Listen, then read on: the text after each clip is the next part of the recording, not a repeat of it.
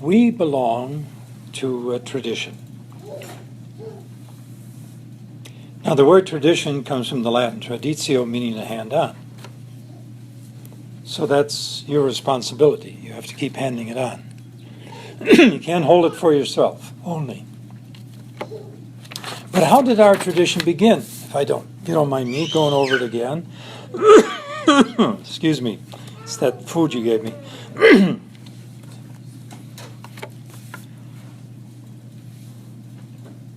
The cave that trains all the major monks, which is fairly close to Rishikesh, India, acquired a name many, many decades ago. It was called Shangri-La. In 1937, a movie was made based upon a Britisher who had heard all kinds of rumors about this cave. And so he composed a script and he put it in Tibet and he made it Buddhist. And the movie is fascinating if you ever get a chance to see it. And it told the story of how the people who live in this valley within a mountain can never grow old as long as they stay in the atmosphere of that valley.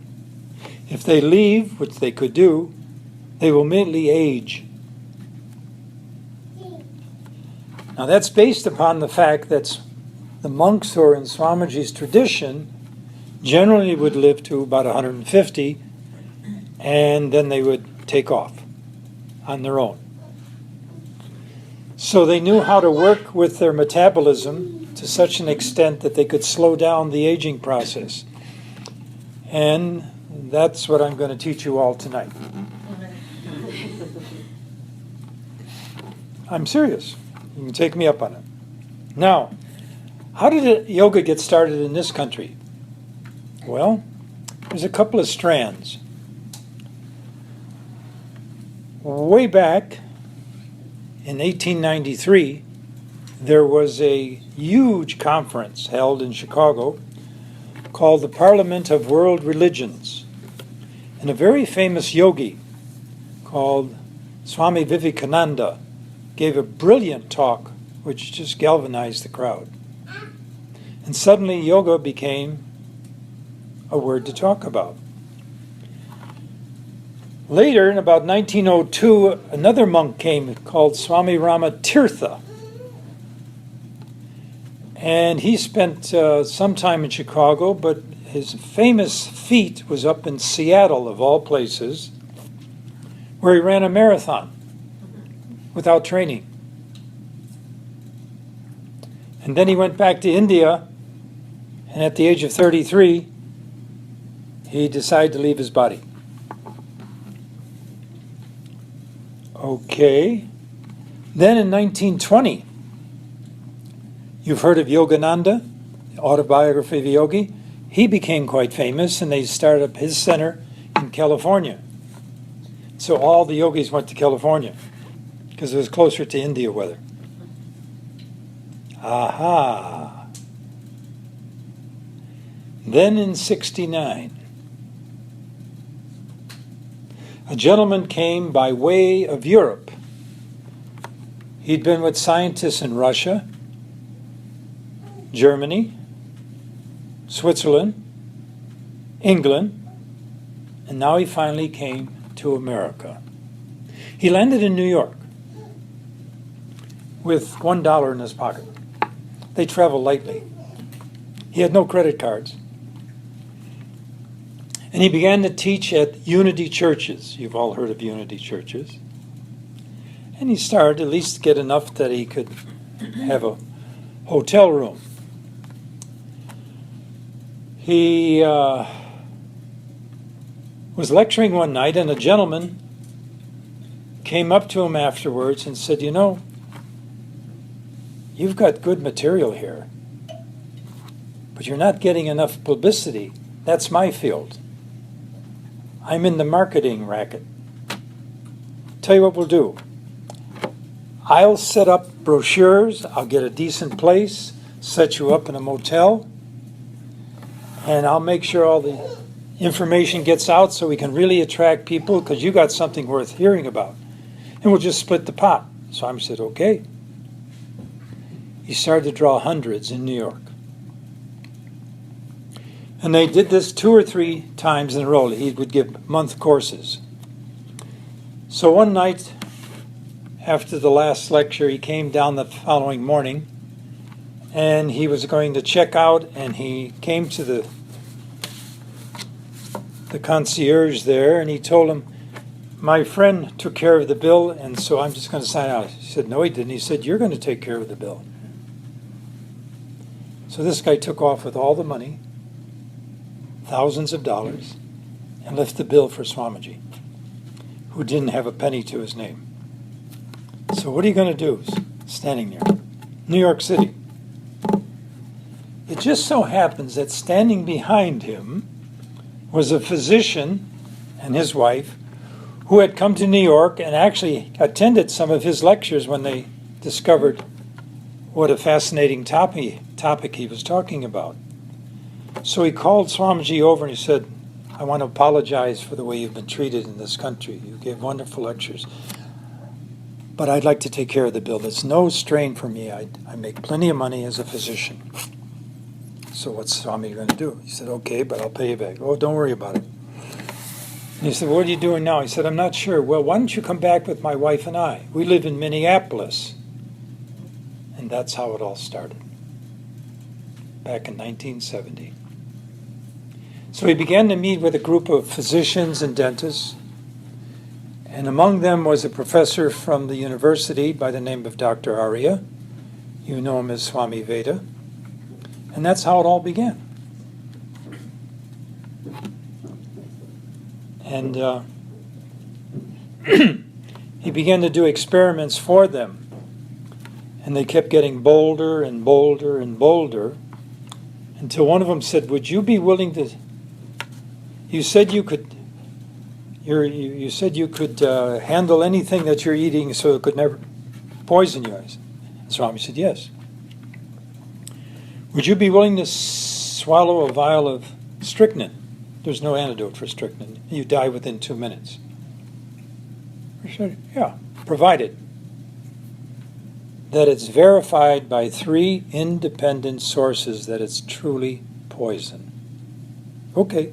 And I want to see the certificates before I swallow. So they brought it to him. He read the certificates, took the vial, down it went, and one doctor fainted, because he knew it was really poison. And Swami stood there and churned his mouth. And they're all staring at him.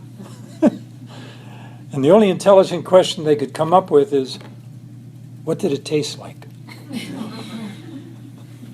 He said it was bitter. One of them just happened to make a phone call down to another state where the Menninger Foundation was. You've heard of them.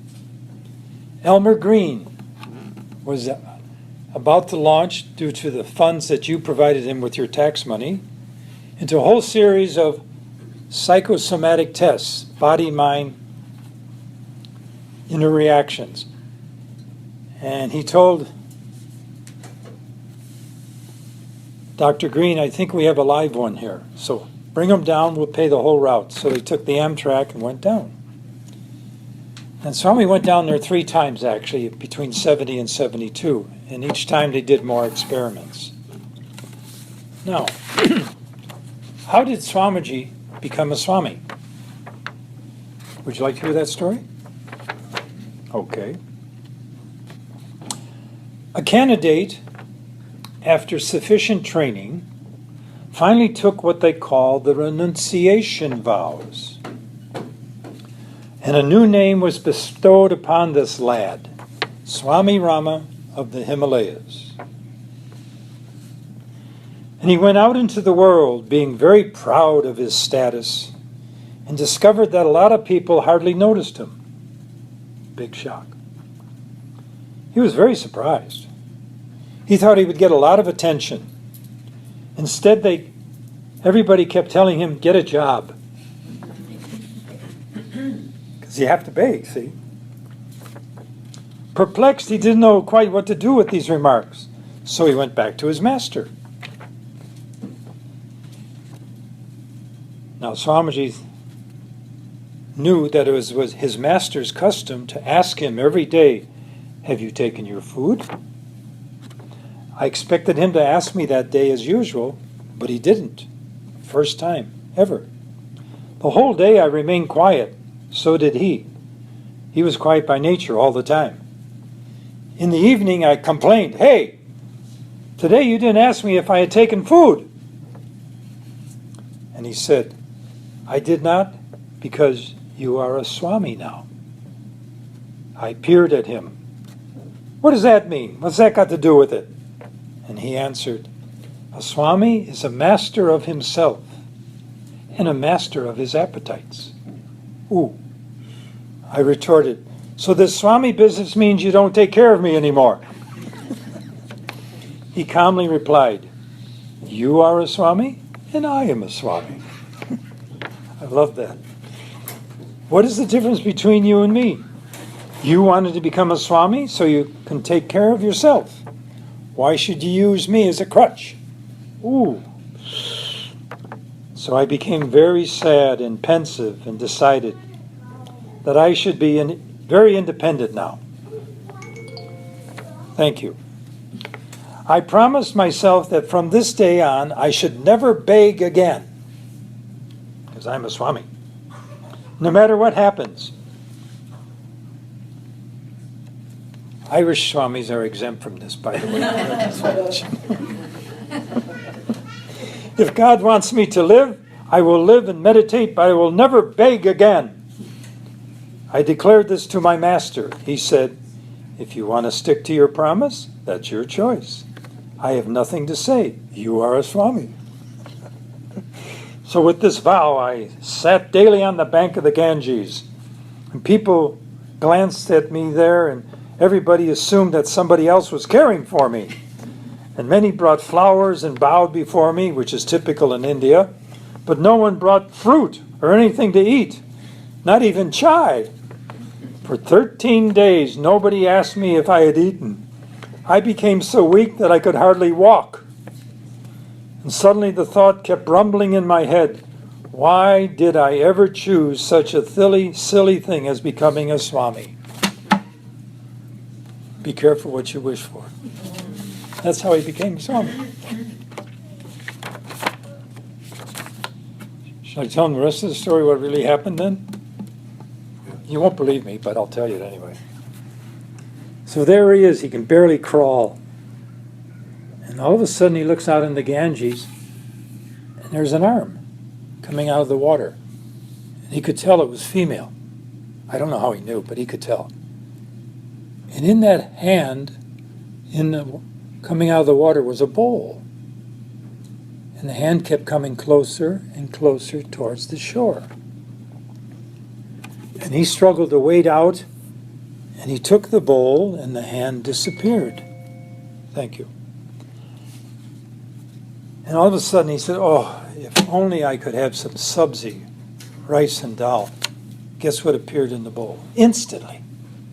And he, oh my God. Now, if only I could have some burfi. Guess what appeared in the bowl? Another dessert. Oh my God. And the bowl just sort of cleaned itself. There was nothing left once he finished what was in there. As he'd walk along, if he thought, I wish I had some chai, guess what would have filled in the bowl? Every day, whenever he got hungry, the bowl filled. People used to come. He'd say, what would you like? Oh, you want ice cream? Okay, here's ice cream. The bowl would keep filling. So he got so excited he wanted to run back and show off to his master. He says, guess what I can do? His master said, it's time for you to give the bowl back. Oh no, you heard me. Give it back to the mother. So he goes walking over to the shore. And he hurls it out, and a hand reached up, caught it, and disappeared. You decide. Now,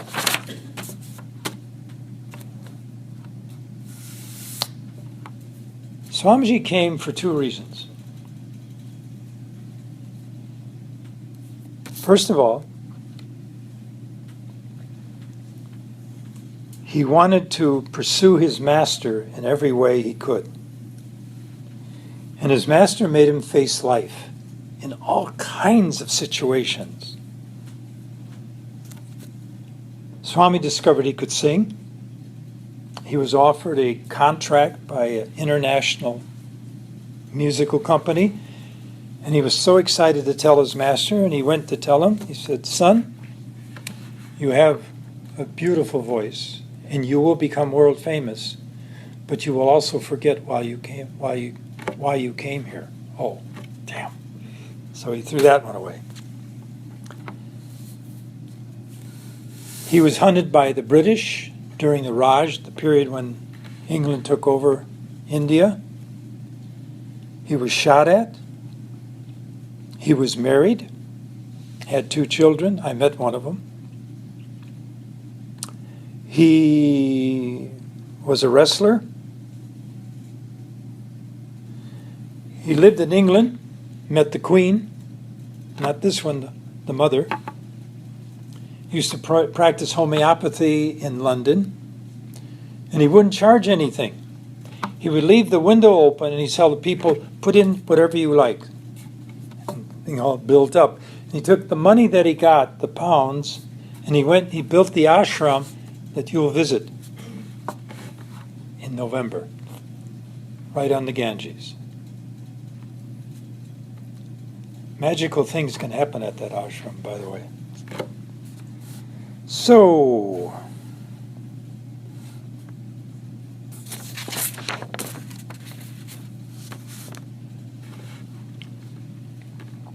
when he came here, he did various experiments, especially where he made a name for himself down at Menninger. And from there he went to Chicago. And I met him in 72. And we bought a place out in Glenview.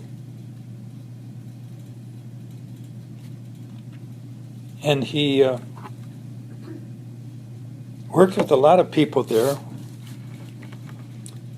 And one in particular, who now lives in Iowa, who's 96 years old, was told by Swamiji to purchase a health food store, which he did, and he did quite well. And he had a lovely wife, Colleen,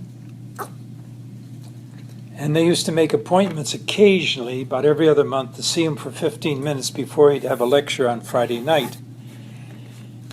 And every time they come, Martin, the husband, wanted to sort of push his wife to the side because he had all these questions he's got to ask Swamiji.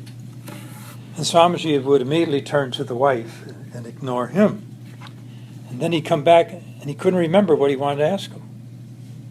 So one night he said, "He's not going to outdo me this time." He wrote down all his questions ahead of time. I got it now. So they came in 15 minutes later, and he says, "I have these questions, Swamiji." "Well, thank you." "Hello, Colleen, how are you?" And he started talking, "How's the children?" And it went on and on and on. And the 15 minutes just went by like that. And Martin said, "Oh, God, he did it again." And Swamiji says, "Martin, I've got to get to the lecture." "I know." So Martin walks over to the door to leave the room with Colleen. And as he puts his hand on the doorknob, Swami says, "Martin?" And he gave him 7 answers in the order of the questions that were on the piece of paper. And Martin said to him, "Swamiji, how did you know?"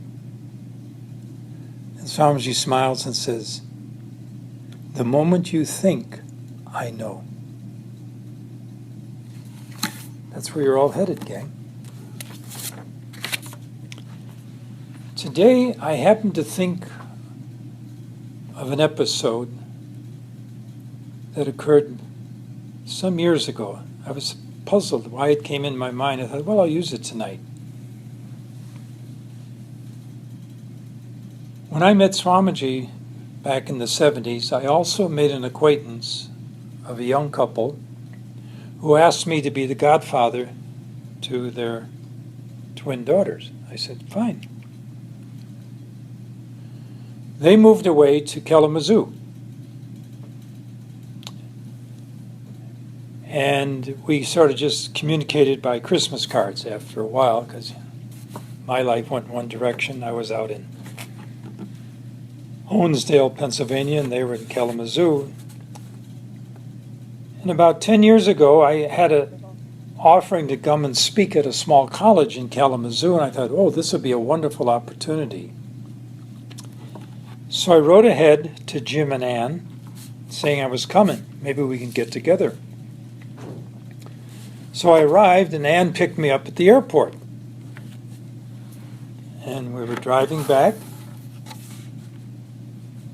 And I said, how's Jim? And she said, we're divorced. That was a mild shock. I never thought these two would. The daughters were pretty grown up by now. But she says, you know, I have to tell you a story.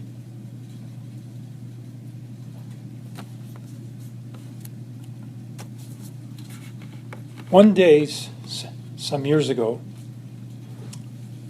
when I discovered about the divorce, I didn't know what to do with myself. My whole world collapsed. He took off.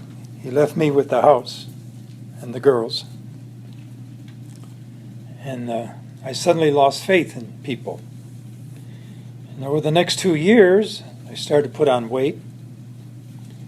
My business started to fall down. I wasn't keeping appointments. Friends would ask me to lunch, and I'd break the date, and I was just withdrawing from life. I wasn't even meditating. And one day I got some groceries, and I was driving back home. Our house was outside of Kalamazoo on the outskirts. And I pulled into the driveway and got out of the car, and I grabbed the bag, and I started walking towards the back door, up the porch. And I was about halfway, and suddenly a voice said, Ann! I was stunned. I thought to myself, there's nobody here. I didn't see any car. No, it was my imagination. So I turned around. Nobody. I'm imagining things. She kept on walking, and when her foot touched the first step, the voice again said, Ann, only firmer.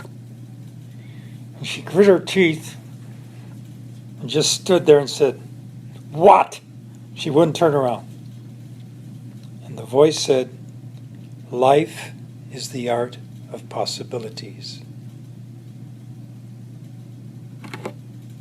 And it was like a huge cloud just lifted from her. All her self-pitying just dropped away. All the moroseness vanished. She said, no. And she became the woman she wanted to be. And that's who I met that day. She's meditating again. Now, our tradition is going to lead you to experiences, sometimes even like that.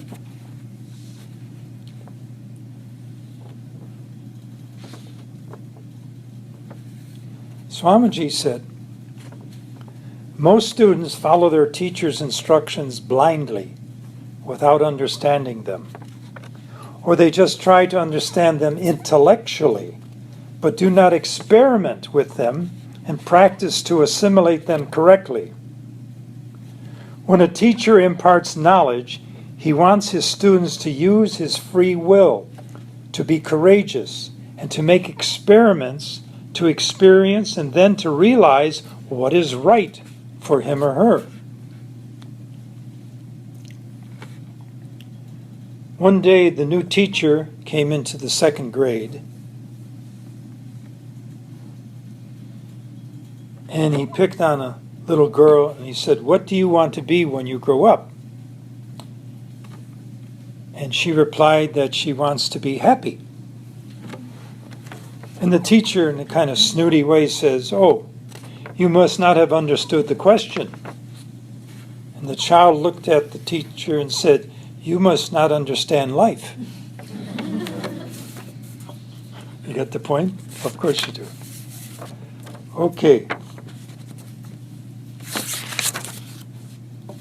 We have no idea, and this is what Swamiji wanted to get across, is the power that we have within ourselves.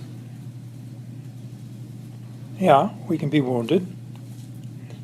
It doesn't matter that we make mistakes. We can always change our minds. And that's why, as Swamiji again says, a spiritual path forces one to pass through a series of predicaments, confusions, upheavals, and readjustments to life. It's never easy. The revisions demanded for growth are more than a change of ideas.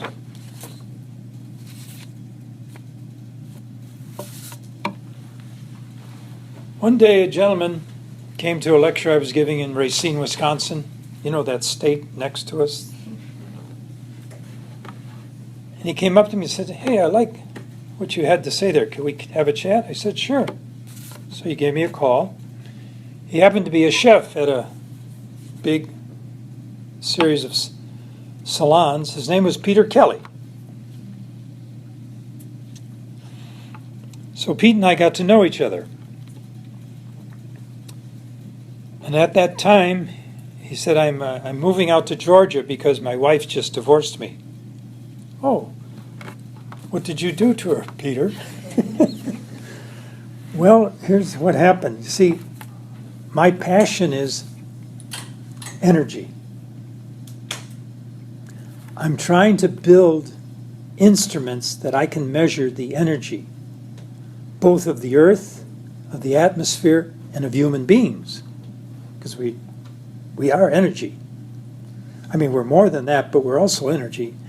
And I want to be able to see if we can improve on it. I see.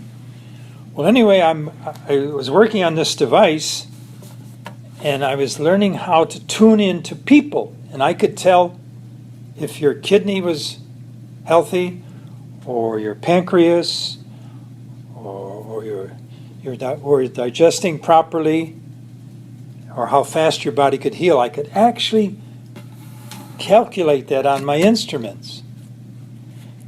So one day my wife said to me that her brother just had an accident. He was in the hospital. They didn't know whether he was going to die or not. And I said, "Get me a picture." So she got him a picture, and he worked on the picture with his device, and he could tell what was wrong. And he called the doctor up and said, "Hey, the reason it's not going to work out is because his left kidney's got bruised. Take a look at it." And sure enough, it was right. But then he told the wife, "Don't worry, I can also zap the person with this energy machine so that it improves the healing and helps the metabolism of the body." And exactly that's what he did, and the guy got well, and his wife thought he was not quite sane. She thought he was possessed. The fact that she was Mexico, I don't think had anything to do with it, but she decided to leave him because she didn't want any part of this. So it freed him up, and he went to Georgia, and that's where I met him. Now, I told Pete, I said, there's a guy you ought to meet who might be able to play with you in this energy field. He said, "Who's that?" He says, "It's my teacher, Swami Rama." So Pete shows up one Friday night. He walks in to the secretary and says, "I'd like to see Swami Rama, please, right now." She looks at him and says, "Oh, would you? And do you have an appointment?" "Well, no." "Have you ever called or written a letter?" "No." "Well, you could put yourself on the list. We may consider you in about 3 weeks." "Oh." So he drove all the way from Racine to Glenview. So he goes and just sits down there. Swamiji all of a sudden comes out of the room, which is about 30 yards down the hall, and says, "Hey, Pete!" Pete looks up. How did he know my name? He walks over to Pete and says, "Sit down. This is your mantra."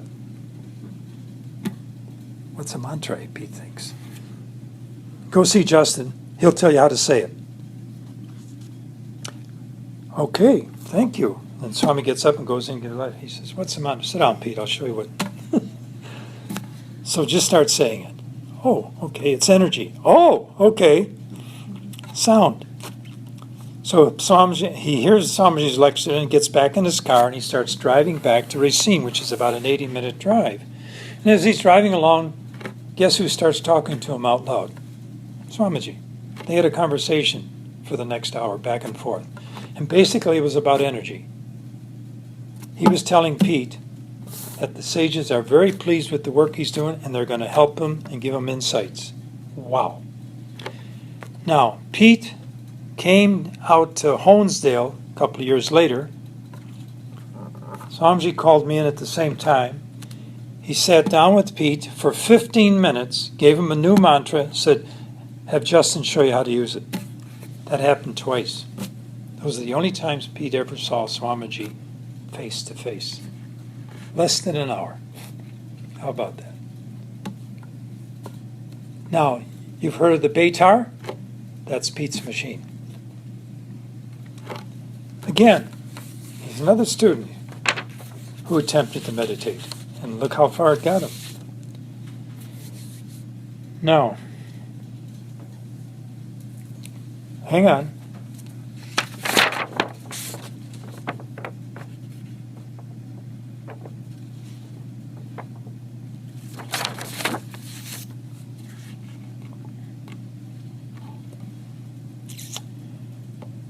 One day,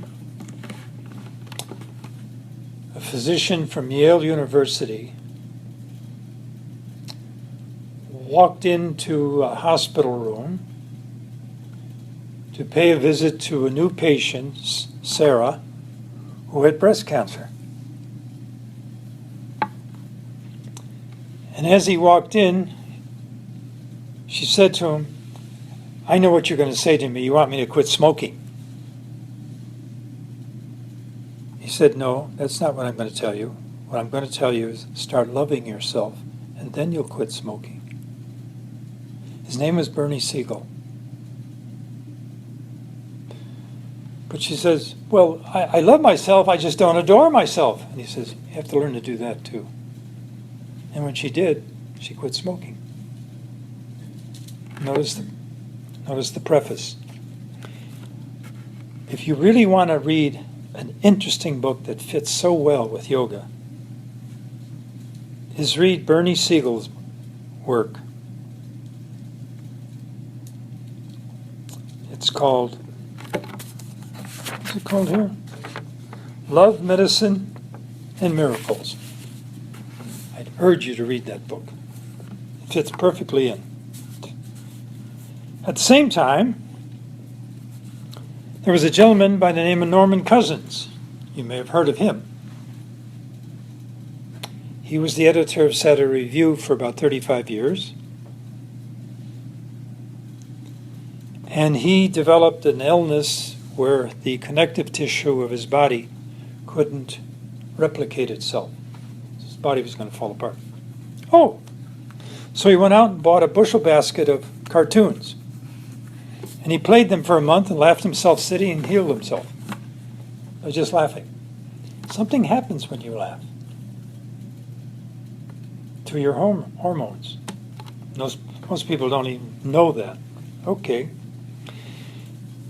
Anyway, he got hired by a medical school of all things. He went out to UCLA, because all you do out there is play tennis and see patients occasionally. And while he was out there, because he loved to play tennis, he decided to do an experiment. And he called all the medical field, all the nurses, all the physicians, everybody, the pallbearers, the works. He said, "I want you to take some blood put it in that device that immediately analyzes all the T cells, the K cells, all the stuff that makes me healthy. Okay, and they have a number that prints. Now, listen up. He suddenly looked beyond them and he said, I'm going to tell you what I want in life. I want world peace. I want President Reagan and Gorbachev from Russia to come together in Switzerland privately, nobody else, and sit down and ask each other, what do we really want? We want peace. Yeah. Well, why don't we build a charter together? Let's trust each other. And so they sat down and worked it out in about an hour.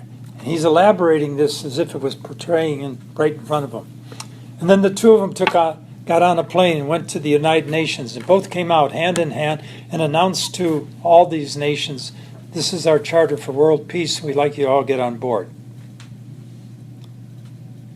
He did that for about 10 minutes, maybe 20. He said, take my blood again. And when they did, everybody gasped. He doubled his immune system in terms of healthy ingredients. Everything rose. He didn't think about, okay, K cell, increase. What he did, he fell in love with his vision. And that's the key. How did Anne Lauderdale recover herself? She let go of the old vision and realized, I can do what I want. I'm free. How does Bernie Siegel help people? Getting them to fall in love with themselves. You need a vision for that. Now, another book then, as I said, read Norman Cousins' book. It's called Biology of Hope. What a wonderful title. Now, there's one other person who came along who I had a wonderful time of speaking with her for 1 hour at the University of Minnesota. And we discussed consciousness and cells. And she totally agreed with my theory, and I totally agreed with hers. Her name was Candace Pert. And she talked about how the moment you think, a cell comes into existence. You are literally creating brand new cells. Every time you have a thought, no matter how minor, heavy, how much attention you give, the moment you have it, and it changes everything in you and gives you a feeling in your body. And so she was explaining how the biology of emotion starts at what she called peptides, these little things that come into existence, brand new. And then you hide them somewhere in one of your organs, because that's why you have a memory. Fascinating. If you want to read that one, read the book Molecules of Emotion by Candace Pert. Okay, and the last one. Aha.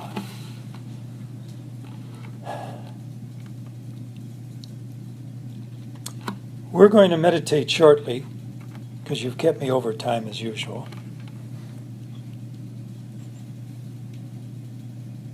But there are two parts to our tradition. Well, actually, three. Yeah, three.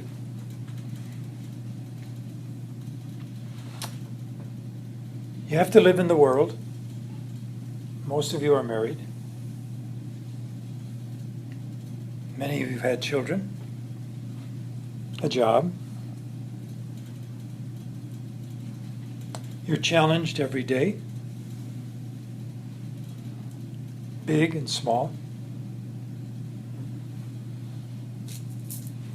There are people you're caring for. You have neighbors, friends, acquaintances.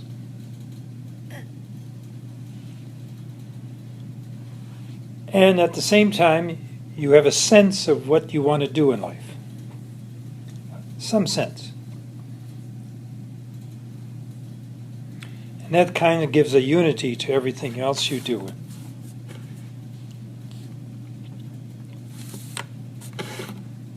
Now, in our tradition, we take that active life and we put two things to it. And that is what the tradition is. Remember, Swamiji didn't stay in a cave. He roamed the world. He lived in 56 countries, spoke 8 languages, lectured, wrote, experimented. His life was involved in 12 attempts upon it. Some of them occurred when I was with him. He knew what life was like in the real world. And he said, you people, my students, are living a higher form of life than my companions in the cave. Higher form. Because you're taking on whatever life's throwing at you and dealing with it. And that's important. There are 2 parts now that help that ability for us to deal with life intelligently, fruitfully. The first one is meditation. Why meditation? Because here we are, we withdraw from life, not to escape, but to renew. It seems so strange when you first attempt it. It seems almost irrational to suddenly say, I'm not going to think, I'm not going to ponder, I'm not going to figure out what I should be doing. No. Instead, you're going to let your mind just be in a state of repose. Attentive repose, though. You're just going to let things, as it were, slide by and enter into that silence. Now, just as Cousins was able to create a vision which he fell in love with, which stirred up his body to be healthier, same thing happens when you meditate, which sounds so strange. I'm doing nothing, and yet my body is getting healthier. Exactly. If we took your blood pressure before and after, you would lose your hypertension. You would heal better. In other words, you'd be healthier the moment you came out 5 minutes later. That's de rigueur. There's no exception. But notice, you did it. The tradition didn't do it, but it led you to it. That's our purpose, to pass it on. First, we have to do it to ourselves to prove it. You have to be from Missouri in our tradition. Otherwise, you're wasting your time. You're another theoretical Vedantist up there, chasing ideas. That's not going to work, not in the real world. You prove it to yourself, then nobody can take it from you. You are your own authority. You've tasted the truth in practice, not in theory. But you start with theory to lead you to the practice. Okay. So meditation, as it were, enables you to renew. And there's an expansion of awareness. There's a peace that starts to grow. It's uneven at first. It takes some time for it to develop, but then it starts to be able to enter into your real life. You might remain a little calmer next time in an argument. Your backseat driving might go down a little. I'm working on that one.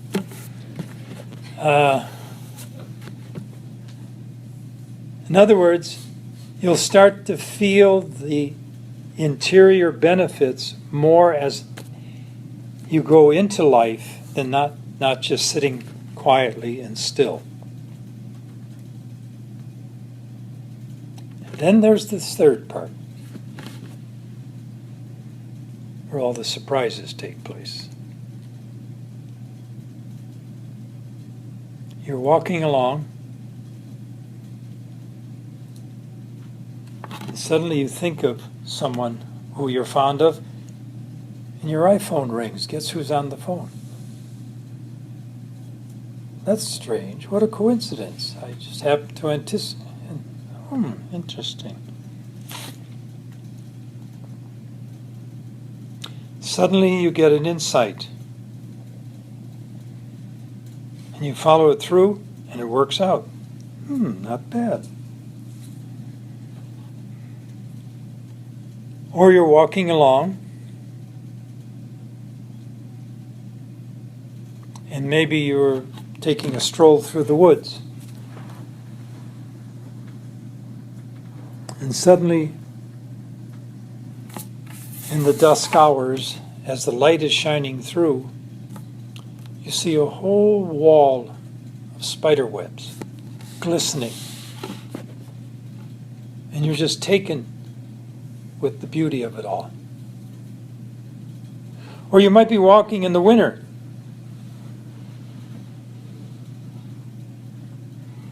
On a moonless night where just the stars are out.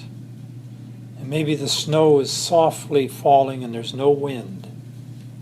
And you're caught up in all that experience. We call that contemplation. The heart of your active life will be contemplation. Because you see things as they really are. And that's where meditation and contemplation come in together. So that you face life as it really is, not as you want it, not as you avoid it. But you have the strength within to be able to do that. And one of the most wonderful books you could read on this is called A Feeling for the Organism by Evelyn Fox Keller. It talks about a woman by the name of Barbara McClintock, who was a research scientist of all things corn. And she could sit in the field and gaze upon the cornstalk. I know this sounds strange. And she could pierce the surface and actually see the DNA and how it formed. And it all just revealed itself to her. Because nature has richness that it wants to share with you, but unless you're in the right disposition, unless you're receptive, it ain't going to happen. Often people would come in to tell Swamiji, I want to go into Samadhi by tomorrow. And you say, fine. What are you going to do to get ready for it? Unless you're receptive, it ain't going to happen. But the point of doing meditation and living an intelligent life prepares you for that final act, which is an enduring one. So people one day even will taste their immortality.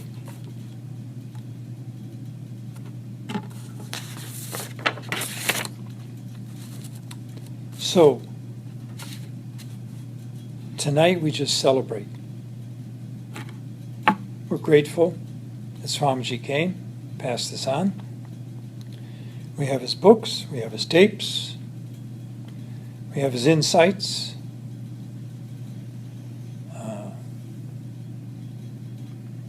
And you are the tradition.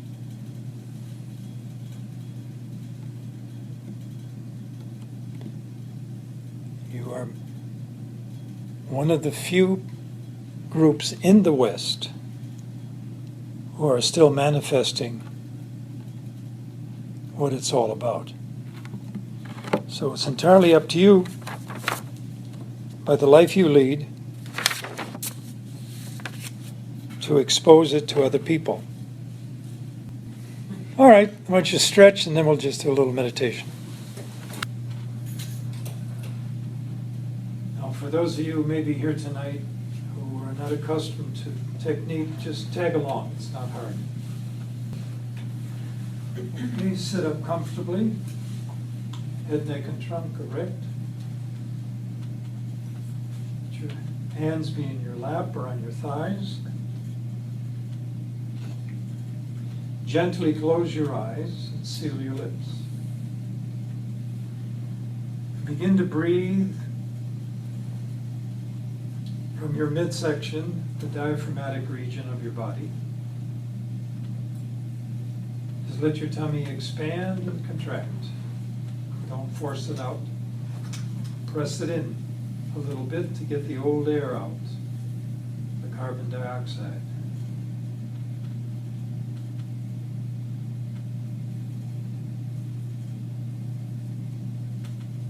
Your breathing is such a major connector to your mind and your body, to your heartbeat, functioning of all the organs. So we want you to breathe in the most effective way. You breathe diaphragmatically.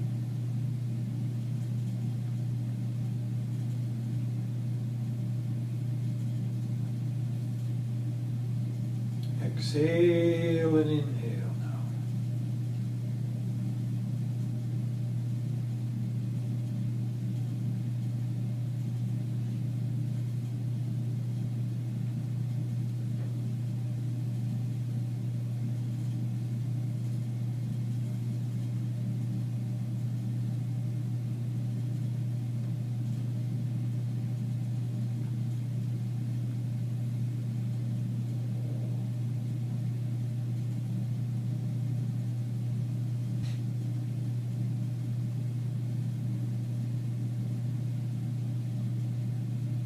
Continue to breathe deeply, smoothly.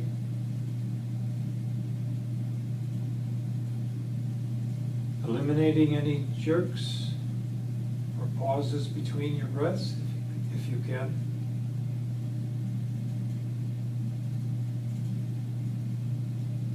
And now begin to exhale from the crown of your head, as it were, down the length of your body and out your feet. Feel as though the breath were moving in that direction as you exhale.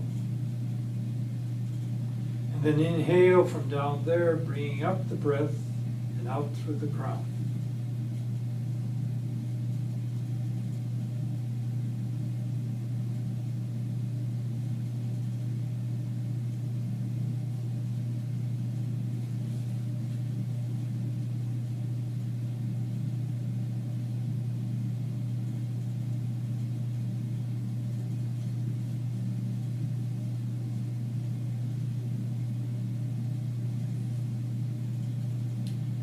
Now exhale from the crown down to the feet and back up again. Don't go further.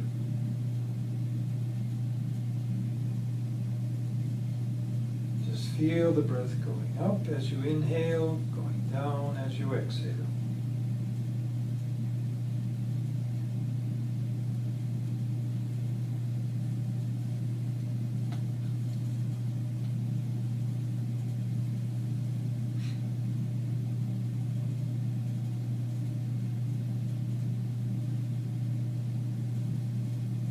Exhale now from the crown down to the ankle region, as it were, and inhale up to the crown from there.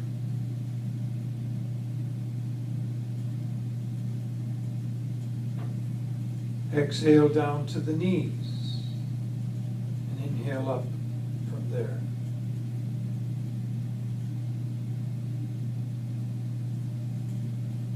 Exhale down your spinal column, as it were, down to the base. Inhale back up through the spinal column to the crown.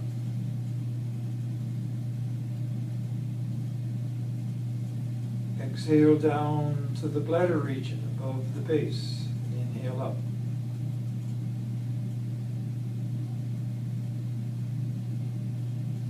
Exhale down to the solar plexus region. And inhale up.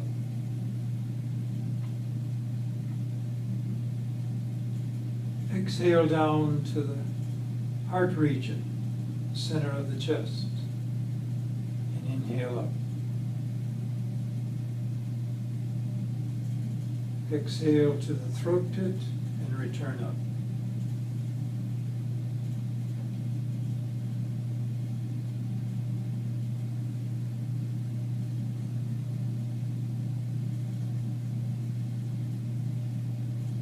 Exhale now and hold your attention at this piece of flesh between the two nostrils.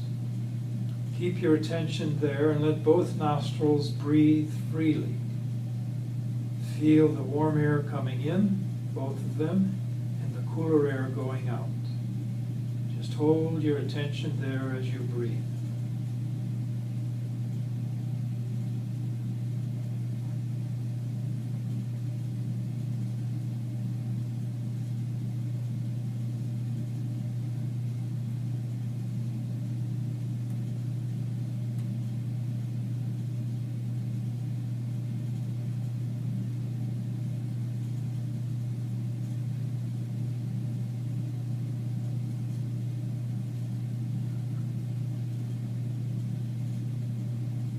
Now on your next inhalation, raise your attention up to the space between your two eyebrows.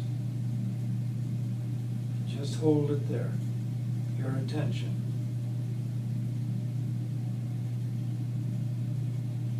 Continue to breathe, and you will notice thoughts will come tumbling by. Just let them go. Let them pass. Don't chase them. If you do, just bring your attention back to the center between the two eyebrows. And let your thoughts just pass by. You're an observer.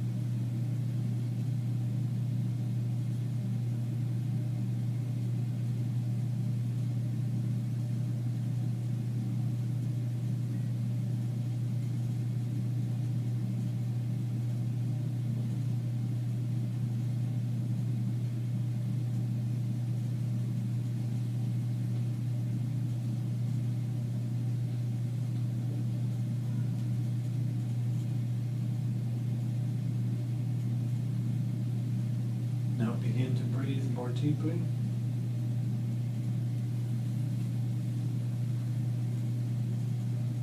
Feel the chair you're sitting upon. Remember the room. And open your eyes last.